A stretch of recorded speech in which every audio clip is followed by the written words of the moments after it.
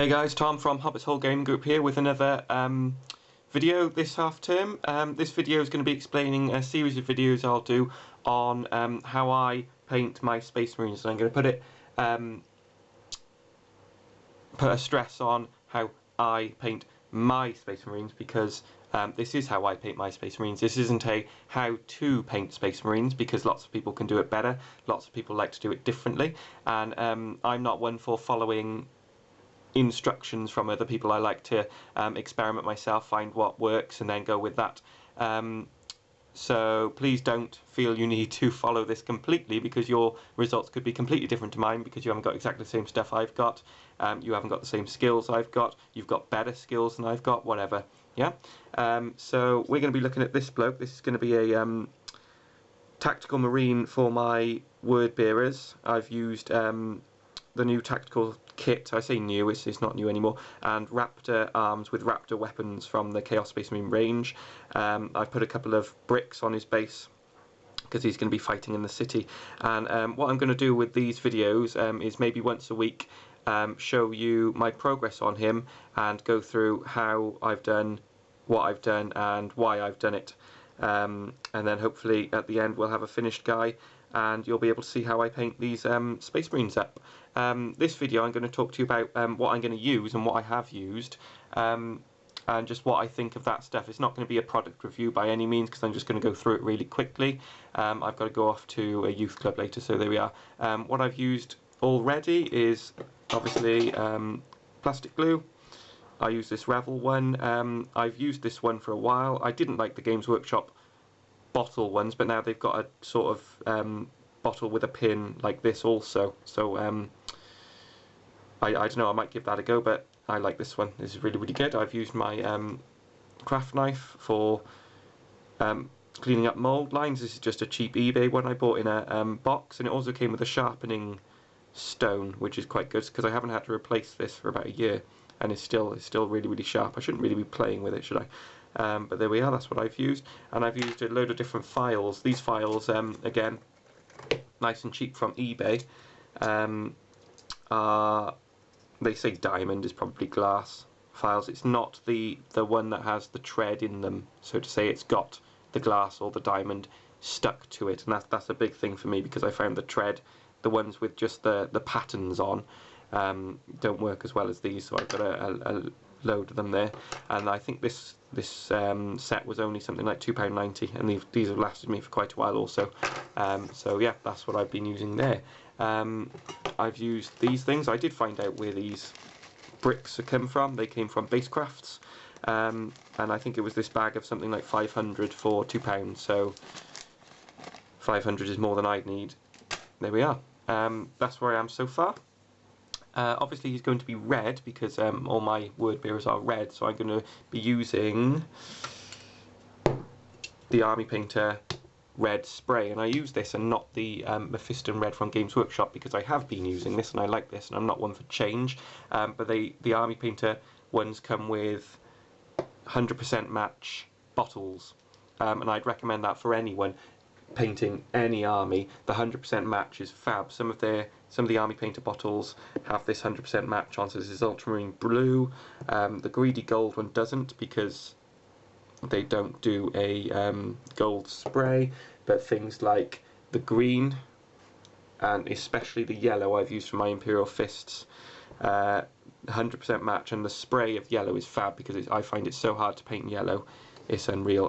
Those ones aren't mine at all, they're orders for people. I'll be giving them out, so that's what I'll be using to spray it, and I'll spray it all over with red, and then I'll go from there. After that I'll be using the Army Painter washes, the dark tone, to give it some depth really. I've nearly run out of this stuff, but luckily I've got another one. This stuff's really good. It's a lot thicker than the GW washes or shades or whatever they're called now, but I like that, because it gives you a little bit more control, and you can go back when you're doing I'll say details, not just like over the model completely, and wash in certain areas without the fear of it running. But yeah, I like that, so that's what we'll be doing to make it darker, and then we'll be dry brushing it up. And I dry brush it up with the red again, just to restore some of that colour. And then I will be going in with a mix of this Vallejo Blood Red and Dragon Red from Army Painter. Vallejo I use because my mum bought me the thing for Christmas, thanks mum, but they are really, really nice. They're quite thick paints, so they do need to be watered down a lot, but I like them, I really do like them.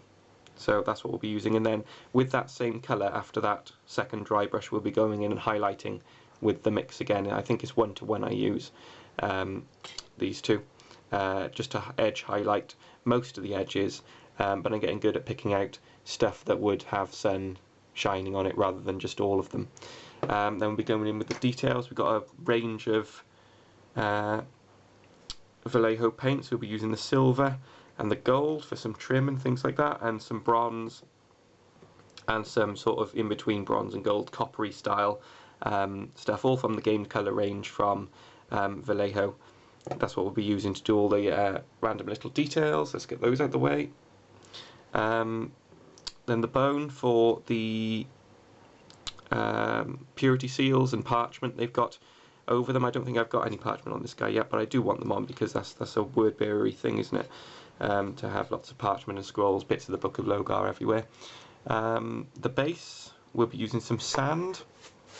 This is GW sand, and this, I have to admit, is the biggest waste of money you can ever spend money on. It's ridiculous. You get half the box full, and the box is pretty good because they've obviously designed it so it's nice and long and shallow, and you can put things like flying bases in there and immerse it in the sand without having to tip the sand out, so that's good. However, it's £5 or £6 for some sand.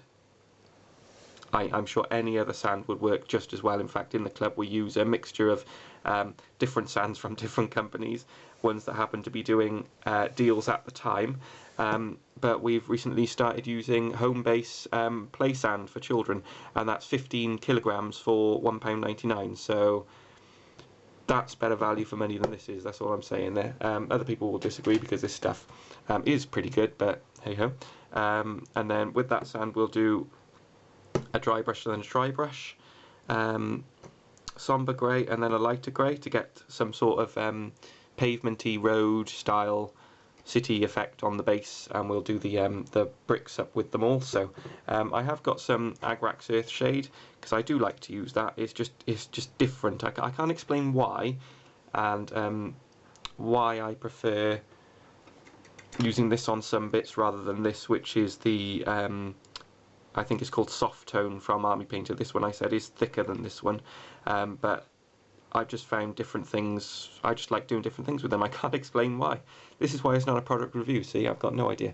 After those, that's it. That's all the paints we'll be using on this guy. So quite nice and simple. To paint him, I've got an old GW base pot with some blue tack on, so he'll be going on there. I found this much easier than having to hold the model just ready to go. So he'll be sprayed on a bit of wood and then stuck on there, ready for me to paint him. And then I've got this in one hand and I'm not getting paint all over this hand and what have you.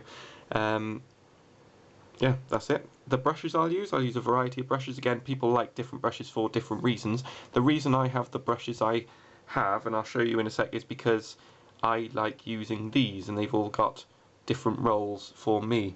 The oldest brushes I have at the moment are the Hobby Army Painter ones. I've got a base coating one and a highlighting one, and they're really, really old. The base coating one is obviously I use for base coating, and the highlighting one I don't use for highlighting anymore. I use for details and things like that. People are going to say, oh, but that's for highlighting. It doesn't matter. Does not matter that it says it's for highlighting. You can use it for whatever the hell you think you need it for, and as long as you're happy, that's fine. That's what I'm going for there. So those two old brushes I'll be using.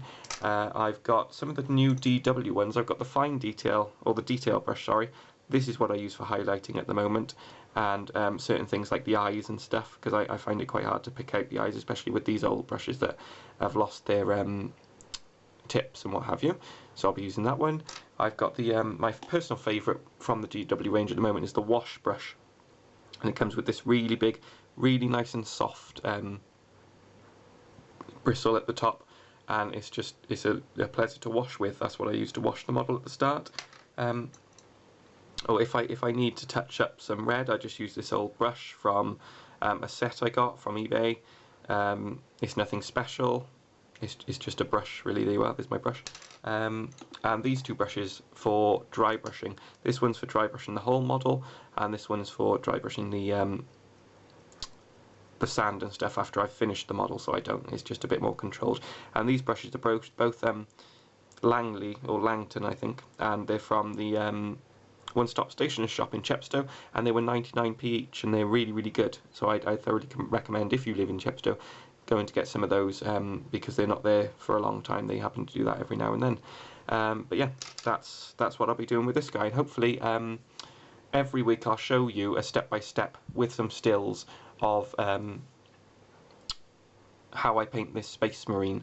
Lots of people will do it differently, I said.